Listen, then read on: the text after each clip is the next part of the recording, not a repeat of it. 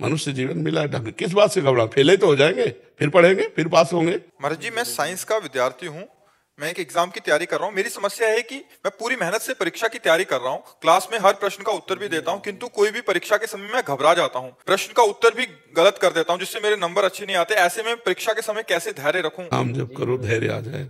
5 वर्ष का प्रहलाद बालक है और हिरण्यकश्यप से दैत्यराज कह के बात करता है, और आग में जलाया जाता है, विष पिलाया जाता है, सर्पों से कटवाया जाता है, हाथियों से रौंदाया जाता है, समुद्र में पत्थर बांध के डुबाया जाता है, पहाड़ से दबाया जाता है, बिल्कुल भयभीत नहीं होता, सिंह की तरह रहता है। क्यों? हरि नाम चल रहा है।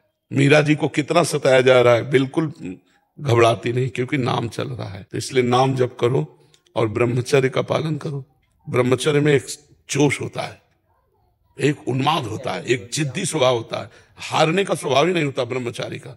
जहां हारने का स्वभाव होता है वहीं वो विजय प्राप्त करता है। जैसे ठंडी में बहुत प्रारंभ में ठंडी लगती तो गंगा जी में जा खड़े हो जाते हैं, मंत्र जप करते हैं, धीरे धीरे शरीर को ऐसा अभ्यास हो गया, ठंड हवा अभ्यास योग युक्त है ना।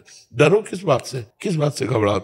जब हमारी वीर शक्ति क्षीण हो जाती है, स्मृति कमजोर होने लगती है, तो घबराहट पैदा होने लगती, हमें अपने ऊपर विश्वास नहीं होता, तभी तो घबराहट पैदा होती है। नहीं नहीं, नाम जप करो, थोड़ा व्यायाम करते हो, दंड बैठक मारते हो, हाँ, ब्रह्मचर्य से रहो और सात्विक भोजन करो और नाम जप करो। मनुष्य जीवन मिला है ढंग, किस बात से घबरा, फेले तो हो जाएंगे, फिर पढ़ेंगे, फिर पास होंगे।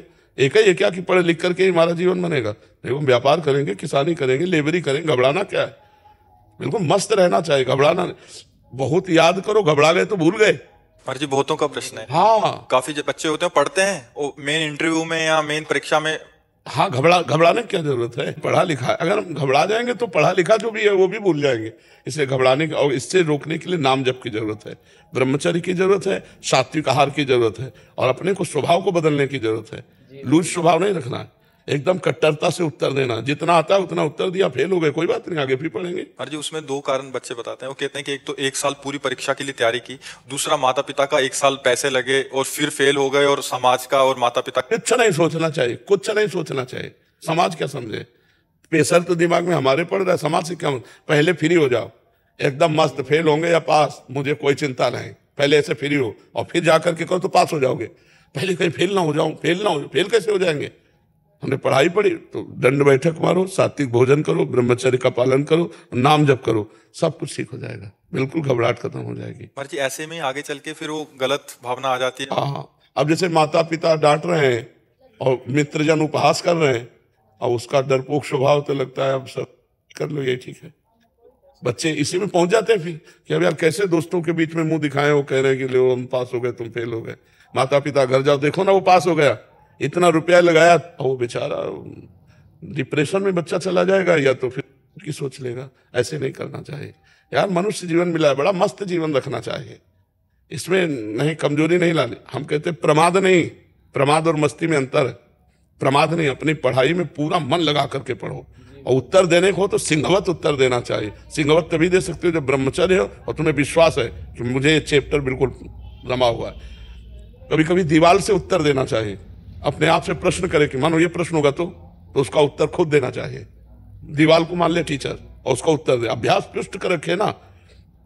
एक आर्मी में जाने वाला आदमी इतने किलोमीटर दौड़ना, इतनी छलांग मारना, इतना करना करता है ना रोज, तो हम अपने स्कूल के विषय को जानते हैं कि इसी विषय पर प्रश्न होगा। ऐसा तो है नहीं कि प्रश्न आप जिस क्लास में पढ़ रहे हैं उससे आगे वाले क्लास का आवे, उसी क्लास का आएगा, उसी जो अध्ययन कराया गया है उसी में आएगा। तो हम तैयार रखें, इतना मोटा ग्रंथ हो तो भी हम तैयार रखेंगे। हम अपने दिमाग को दबाते चले जा रहे हैं, उसको गंदा करते चले जा रहे हैं। अगर हम अपने दिमाग का प्रयोग करें तो एक बार पढ़ लें पूरा, हमें एक बार कोई बात सही ढंग से बता दो और हम उसको बिल्कुल ऐसे सुन ले, ऐसे फिर आप 50 वर्ष बाद पूछ लेना, वो बिल्कुल रिकॉर्ड मिलेगी। बहुत बड़ा पावर है, पर वो हमारा पावर छीन हो जाता है जब हम गंदे आचरण करने लगते हैं, गंदा भोजन करने लगते हैं, गंदे व्यवहार में चले जाते हैं, तो हमारी स्मृति छीन हो जाती है। स्मृति जागृत हो जाए तो कई जन्मों की स्मृति जागृत हो जाती है। आप डरो मत, बलवान बनो, ठीक है। अरे जी, इसमें आपने एक कारण बताया, मूल कारण ब्रह्मचर्य। हाँ जी, सबसे बड़ा तो यही लग रहा है अभी कि 100 में से 95 तो इसी में। ब्रह्मचर्य जो होता है एकदम उफान मारता है, जैसे सांप को छेड़ दो फुसकार करे, ऐसे होता है ब्रह्मचारी। जरा सा उनके अपमान की वृत्ति कर दी ना परशुराम जी के पिता, काट के फेंक दिया। 21 बार क्षत्रियों को विश्व के क्षत्रियों को उनका ब्रह्मचर्य ही तो था।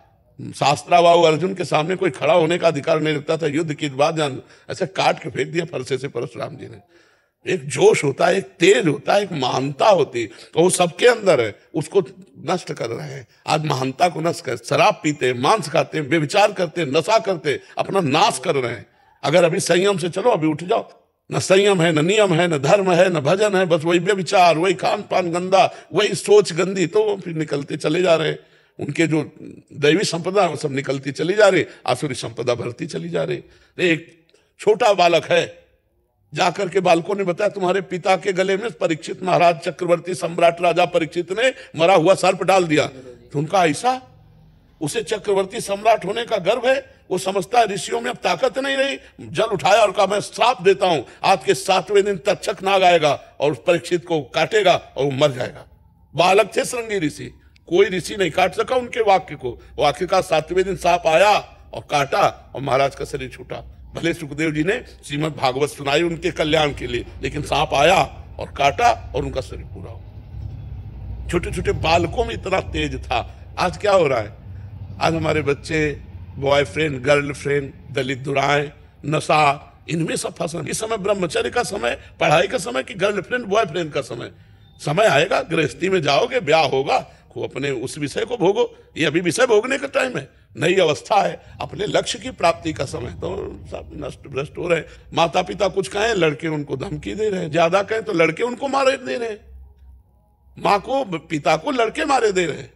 आज शासन खत्म हो रहा है, इसीलिए सब न अपने ऊपर शासन है, न माता पिता का शासन मान रहे हैं, न शास्त्रों का शासन मान रहे हैं, तो मनमानी आचरण करके भ्रष्ट होते चले। वो धमकी दे रहे हैं माता पिता को, बेचारे प्यार में चुपचाप दबे रहे हैं और इतने दबे हैं, कोई डंडा मार रहा है, कोई घर के बाहर निकाल रहा है। ये है आज की पढ़ाई का फल नए नए बच्चों के। जहां विद्या विनयम ददाति, माँ को भगवान के समान मानना चाहिए, पिता को भगवान के समान मानना चाहिए, विनय युक्त व्यवहार करना चाहिए, नशा प्रपंच से दूर रहना चाहिए, दूसरे की माताओं बहनों को पवित्र भाव से देखना, ये ज्ञान है। तो अज्ञान की धूम मच रही है। अगर कोई दूसरे की बच्ची को छेड़ रहा है तो वीडियो बना सकते हैं, लेकिन बचा नहीं सकते। आज का समय ऐसा है, प्राण चाहे निकल जाए, कूद पड़ना चाहिए। भेड़िए की तरह तुम्हारा स्वभाव हो गया है। जहां माताएं मैंने देखी, सोने की जंजीर देखी, खींच लिया, वो गिर पड़ी, वो ऐसे उपद्रव किए। ना कोई शास्त्र शासन मान रहा है, ना अपनी इंद्रियों पर शासन कर रहा है, ना माता पिता का। अच्छा, माता पिता भी एक सीमा तक डांट सकते हैं, अब बच्चे सयाने हो गए, क्या डांटे? तो हमें खुद समझना होगा, हमें खुद अपने मन और इंद्रियों पर शासन करना होगा। तो आप लोग जैसे नए बच्चे हो, अच्छे आचरण वाले बनो, डरने की जरूरत नहीं है। गंदे कामों से डरो, बुरे आचरणों से डरो, अच्छे आचरण वाले बनो। मर्जी एक और बात आपके संज्ञान में, मर्जी 10वीं 12वीं तक तो बच्चे माता पिता के शासन में रहते हैं, घर में रहते हैं। उसके बाद किसी कंपटीशन की तैयारी के लिए या इंजीनियरिंग या किसी भी आगे ग्रेजुएशन के लिए बाहर चले जाते हैं। वहां जाके उनका जो कुसंग होता है महाराज जी, ज्यादातर वहां सिगरेट पीना सीख जाते हैं, वहां नशा करना सीख जाते हैं, वहां ऐसे बच्चों का संग होता है कि वो बिगड़ते बिगड़ते गर्लफ्रेंड बॉयफ्रेंड और ऐसे वातावरण में चले जाते हैं। फिर उनका पतन महाराज जी हो जाता है। वो मतलब अपने रिलैक्स करने के लिए सिगरेट, दोस्तों के साथ संग और ऐसा हो जाता है महाराज जी। वहां से उनका बिगड़ना बहुत बड़े स्तर पे, आज 80% 90% वहां से बिगड़ना शुरू होता है महाराज जी। 10वीं 12वीं तक तो फिर भी शासन में रहते हैं, फिर भी उसके बाद ज्यादा इनका। हमको तो ऐसा लगता है कि हमको खुद अपने जीवन को बचाना पड़ेगा। हमें कोई बचा सके ऐसी आशा मत रखो। अगर आप अपने को बचाना चाहोगे तो कहीं भी जाओ, आपको कोई नहीं गिरा सकता। और जब आप गिरना चाहोगे तो कहीं जाओ चाहे ना जाओ, आप अपने आप गिर जाओगे। अपने को मजबूत रखना, कोई नशा नहीं करना, और ये गर्लफ्रेंड बॉयफ्रेंड वाला जहर वाला भावना है तो बहुत बढ़िया रहेगा। अब अभी नए नए बच्चे पढ़ाई में मन लगाओगे, गर्लफ्रेंड में मन लगाओगे? अरे जब दुल्हन आ जाए तो खूब मन लगाओ, नौकरी करो, और दुल्हन लड़का बच्चा, गृहस्थी में तो सब है ही है। तो थोड़ा 20-25 तक तो थोड़ा अच्छे बन जाओ, इसके बाद गृहस्थी में चले जाना, क्या परेशानी। अब अभी 13-14 के हैं, 18-15 के हैं, गर्लफ्रेंड बोले 2 गर्लफ्रेंड बोले 3 गर्लफ्रेंड